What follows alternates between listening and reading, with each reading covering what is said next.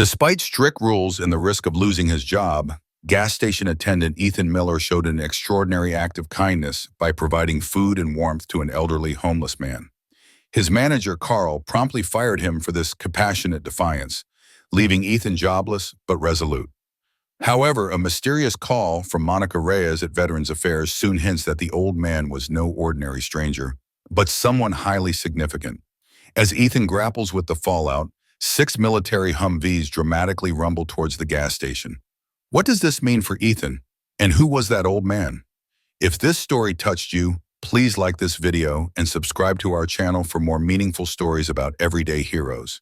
Share it to inspire others. We believe quiet acts of care hold extraordinary power, and we'd love for you to join our community. Did you give him food, Carl? The manager's voice cut through the quiet like a whip, sharp and sudden. Ethan nodded a tight, reluctant motion. His heart pounded violently beneath his ribs, and sweat began to gather at the base of his spine. Then you're fired. Silence followed. No one said a word. The only one who moved was the old homeless man. His eyes, dulled by age yet unfathomably deep, slowly turned toward the scene. Those eyes held stories, oceans of them, waiting quietly in the dark, aching for someone to listen. But no one ever had. The next morning, the quiet gas station lot trembled under the weight of 6 military Humvees that pulled in one after the other, engines growling. Their matte green bodies glinted faintly beneath the rising sun. A Marine Corps officer stepped out with precision, his uniform crisp and impeccable, adorned with polished metals that caught the light. His boots hit the pavement with deliberate force, each step a declaration. He raised his hand in a salute, not to a general, not to some politician, but to Ethan, the gas station clerk. Who was the old man by the dumpster, really? And what kind of person could compel a battlefield hero to offer such a solemn gesture? To lower his head in respect, not to rank, but to humanity? Ethan Miller had never envisioned this life, his life, leading here, to the humming neon of a graveyard shift under flickering lights, wiping counters and restocking shelves. He'd grown up just outside of Orlando, Florida, in a sleepy town where not much ever changed.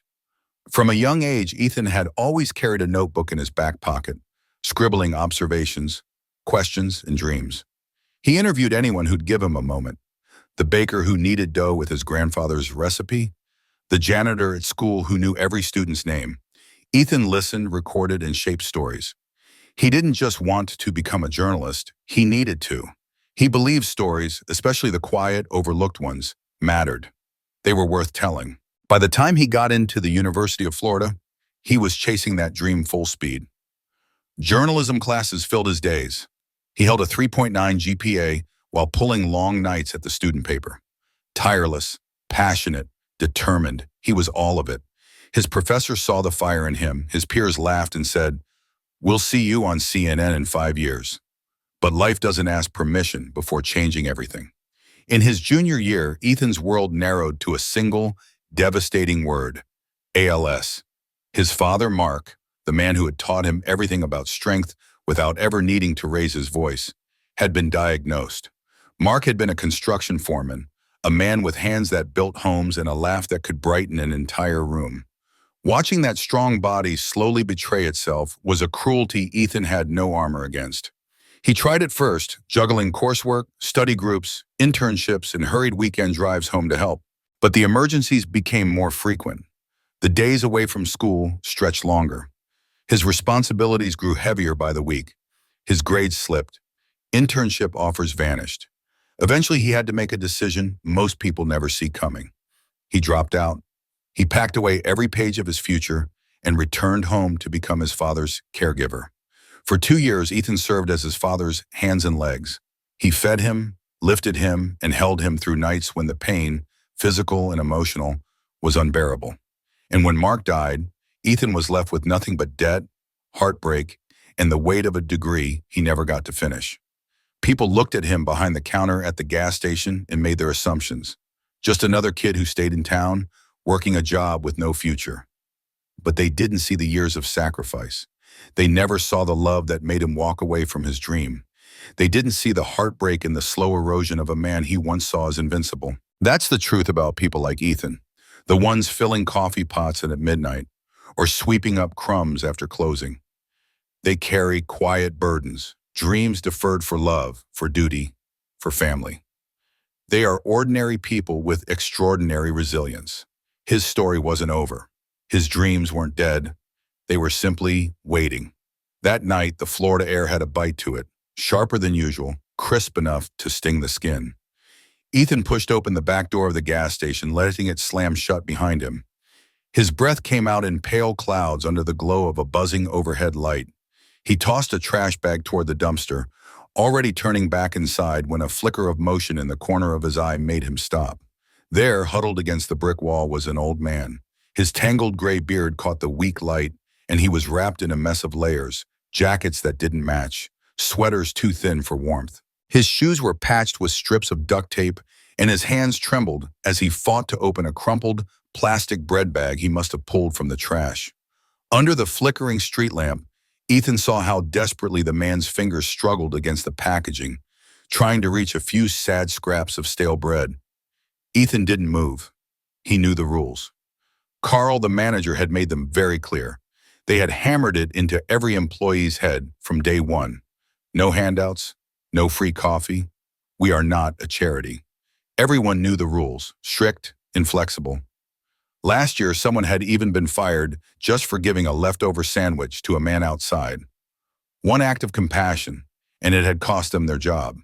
And yet, here Ethan stood, frozen in place as the cold wind bit through his uniform. His heart thudded in his chest, heavier with each passing second. This man outside wasn't loitering. He wasn't harassing customers or asking for spare change. He was clinging to scraps of discarded food like they were lifelines, trying desperately to quiet a hunger that had clearly followed him too long. Ethan's thoughts spun like a storm. He could easily turn around, pretend he hadn't seen anything, and just go back to scanning barcodes and mopping floors until sunrise. It would be safer, smarter. That's what Carl would expect him to do. But his legs were already moving, without thought, without plan, slipping silently back into the store. Inside, the hum of the refrigerators was the only sound. The fluorescent lights buzzed faintly overhead. Ethan went straight to the back. He brewed a fresh pot of coffee, his hands steady now, as though something deep inside him had already made the decision. From the deli case, he pulled out a turkey sandwich, one of the better ones, and then grabbed a fleece jacket from his locker. The old one he didn't wear anymore, but still warm. He walked to the register, rang everything up one by one, and slid his own debit card through the reader. The receipt he folded quietly into his pocket, like a secret only he needed to keep.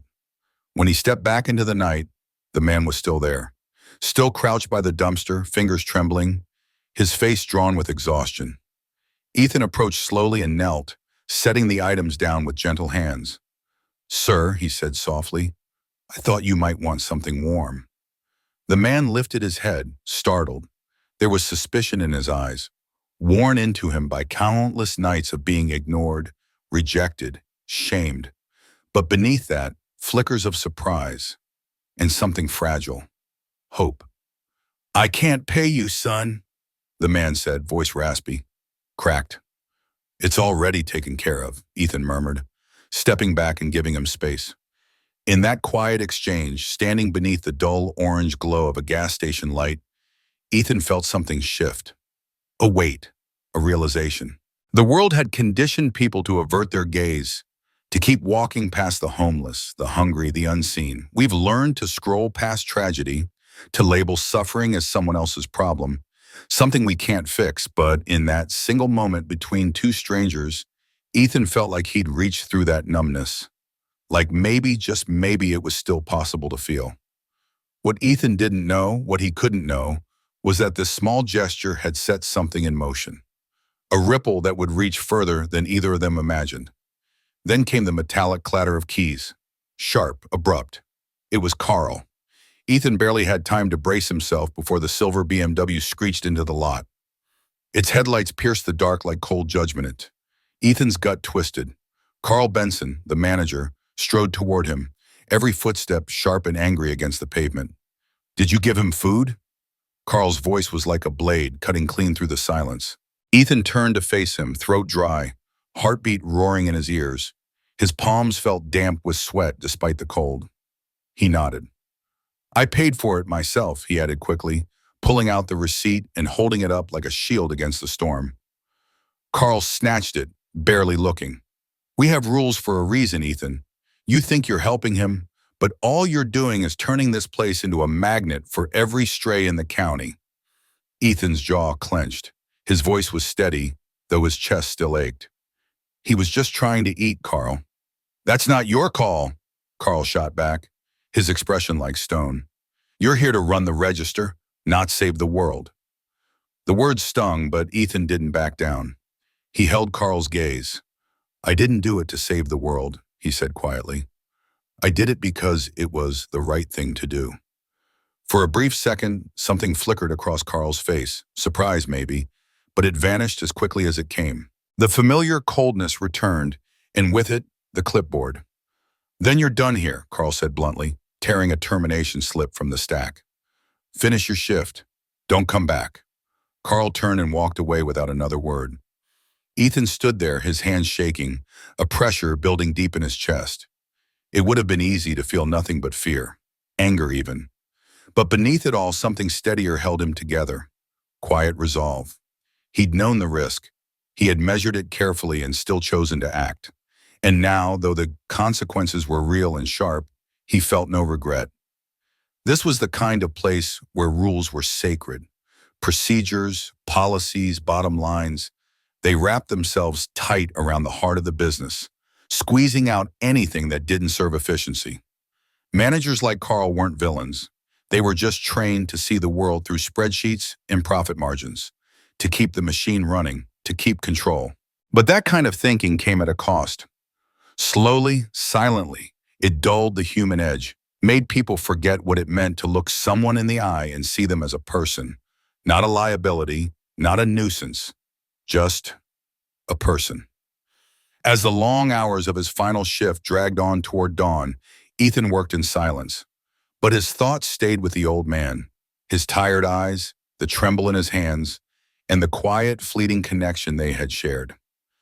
By mid-afternoon, Ethan's phone buzzed against the kitchen counter where it had sat untouched all morning, silent as the weight of the previous night hung over him. He'd been dragging himself through job applications, half-focused, pausing only to sip from a mug of lukewarm coffee that had long lost any trace of comfort. The screen lit up with an unfamiliar number. He hesitated, then answered. Hello, is this Ethan Miller? The voice was calm, composed, professional. This is Ethan, he said, wary. This is Monica Reyes. I'm with Veterans Affairs. I was hoping to speak with you for a few minutes. His brows drew together. Veterans Affairs? I think you might have the wrong person. I don't believe so, Monica replied, her voice steady but gentle. I understand you helped someone outside your workplace last night.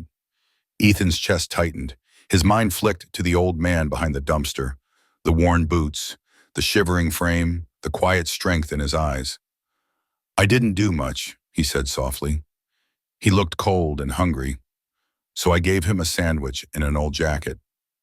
There was a pause, long enough to make his heartbeat thump louder in his ears.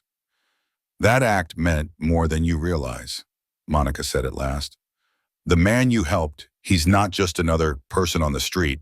He's someone we've been trying to find for months. Ethan's breath caught. Who is he? I'd rather explain in person, Monica said. Could you meet me at our Tampa office tomorrow morning? As the call ended, a strange, unsettling mix of thoughts churned inside him. That night had already been heavy, his job gone, his future uncertain. But now something else had been dropped into the middle of it. He tried to shake the confusion, but it clung to him. In his short time at the gas station, Ethan had seen plenty of people come and go. Travelers, addicts, people running from something or running towards something they couldn't quite name. But the old man had been different. There was something in the way he held himself, a quiet discipline beneath the layers of weariness. That crisp salute, so precise, so automatic, echoed in Ethan's mind. It wasn't just a gesture, it was a story. And it hit him, slowly but deeply, how easy it is to overlook people living on the edges. We walk past them every day, Men and women hunched on benches, curled under overpasses, holding cardboard signs that most of us pretend not to see. Once they wore uniforms, bore the weight of duty, carried honor on their shoulders. Now they drift silently through our lives, invisible beneath the blur of modern noise. Ethan thought of his father, of how the world slowly turned away as ALS stole his ability to speak, to move, to even call for help. Sympathy had an expiration date, but pain didn't. Neither did dignity. That man outside the gas station hadn't been just another stranger. He was someone's son, someone's comrade, someone who had once stood tall and proud until life wore him down. Ethan had offered a sandwich and a jacket, but now it felt like that moment had cracked something open. By the time the sun dipped low behind the trees, painting everything in gold, Ethan knew something had changed. What he'd thought was a simple, fleeting act of kindness was now becoming something much bigger. And somehow, whether he was ready or not, he was right in the center of it. The next morning arrived like a scene out of a film, surreal, larger than life. Ethan hadn't slept more than an hour, his mind spinning through that phone call, replaying Monica's words, wondering who that man really was. Coffee hadn't helped it much, but he clung to the cup anyway, needing something to anchor him. Then he heard it, the low growl of engines rolling down his quiet street. He stepped onto the porch just in time to see 6 Humvees, matte green and imposing, rumble past the houses. Their tires cracked the silence, crunching against asphalt. Curtains twitched. Doors creaked open. Neighbors stepped out in slippers and robes, eyes wide, phones held high, already recording. The convoy moved with purpose, every turn calculated. They weren't just passing through, they were headed somewhere specific. The gas station, the one where Ethan had stood just yesterday, sweeping the floor, refilling shelves, unaware his life was about to turn upside down. The Humvees pulled into the lot with flawless precision. Marines poured out in formation, their movements sharp and synchronized. Customers froze mid-pump. Conversations stopped mid-sentence. All eyes turned. At the center stood a man whose very presence seemed to still the air, Brigadier General Samuel Harris. Tall, square-shouldered, his chest decorated with rows of shining medals. He looked like he'd stepped straight out of a history book. But his expression wasn't theatrical. It was steady, calm, and full of weight. By the time Ethan reached the gas station, everything had changed. Crowds had gathered. Reporters jostled for position. Onlookers whispered, pointed, speculated. Employees huddled near the entrance, faces tight with confusion and curiosity. The internet had already erupted. Videos of the Humvees had gone viral. Snippets of Marines marching through Tampa hit social media like a storm. Hashtags surged. Hashtag gas station, hero, had Marines in Tampa, hashtag washed but worthy. Inside the station, surrounded by whispers and flashing cameras, stood General Harris, still, poised, and waiting. Ethan stepped into the room where Monica Reyes sat beside a cluster of stiff-backed corporate executives, their suits crisp and expressions unreadable. The air felt heavy with expectation, a kind of hush that made even the slightest motion feel magnified. As the door clicked shut behind him, a man in uniform turned to face him, calm, measured, and unmistakably authoritative. "You must be Ethan Miller Harris," the man said, offering a hand that was firm, yet not forceful. Ethan took it with hesitation, his mind scrambling to grasp the significance of the moment. "Yes, sir," he replied, his voice small. "But I'm just a gas station clerk." "Not today, you're not," the man responded, his lips lifting in the faintest suggestion of a smile. "Today, you're the man who brought one of ours back home." A strange twist rippled through Ethan's stomach. Who was he asked, though part of him was afraid to know the answer. The man, Major General Walter Green Harris, spoke the name softly as if it were sacred. A decorated officer, retired after sustaining a traumatic brain injury. He went missing months ago, walked away from the care facility. We searched, we posted alerts everywhere. But in the end, it was your small, decent act that brought him back. Ethan's throat tightened, his breath catching as images flashed behind his eyes. The old man's worn salute, his quiet pride, the shivering frame receding into the dark. All of it took on a new weight, a deeper meaning. The general's voice was steady, deliberate. It's easy to believe that big systems, governments, corporations, laws are what shape the world. But more often than not, it's a single human gesture that pierces through the layers of bureaucracy, that stirs people awake to their shared humanity. One person, choosing to do the right thing when there's no audience, no promise of reward, that's where real change begins. Ethan glanced around the store, the same place where he'd spent countless nights, stocking shelves, mopping floors, ignored by almost everyone who passed through. Now it was something entirely different, a stage, transformed by an act no one had expected. Strangers who'd never noticed him before now held their phones up, filming, their faces lit with something like reverence. The Marines hadn't arrived for punishment or even spectacle. They were here to honor something easily missed in the noise of modern life. A moment of uncelebrated decency, a choice made in solitude, beneath flickering gas station lights in the biting cold. And in the midst of it all, Ethan began to see clearly. Compassion had the power to challenge the seemingly unchangeable. Rules could bend, institutions could shift. All it sometimes took was one person making a quiet decision to act with humanity. That one moment could ripple outward, pressing against even the most rigid walls. Outside, beneath the glare of the midday sun, Ethan stood awkwardly beside the gas pump, squinting as the crowd thickened around him. He felt exposed, unsure how to hold himself. Just yesterday, he'd been invisible, a kid working night shifts, handing out receipts and coffee without so much as eye contact from most customers. Now a podium had been erected in front of the store. American flags framed it on either side. Microphones poised, camera lenses aimed like spotlights. The formality of it all felt surreal. Brigadier General Samuel Harris stepped forward, his voice rising above the hushed murmurs. "Ladies and gentlemen," he began, firm and resonant, "today we honor a form of heroism that doesn't often make headlines, the quiet kind." The crowd fell still.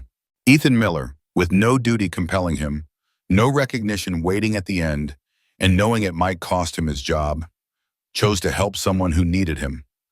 That man turned out to be one of our own, Major General Walter Green.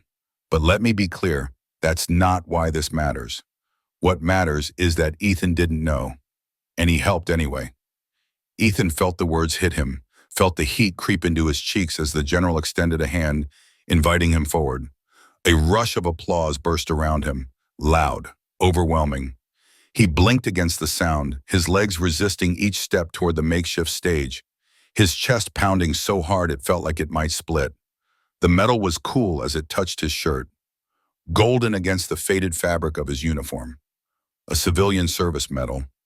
The words of the citation drifted past him like fog, indistinct and strange, as if spoken in another reality.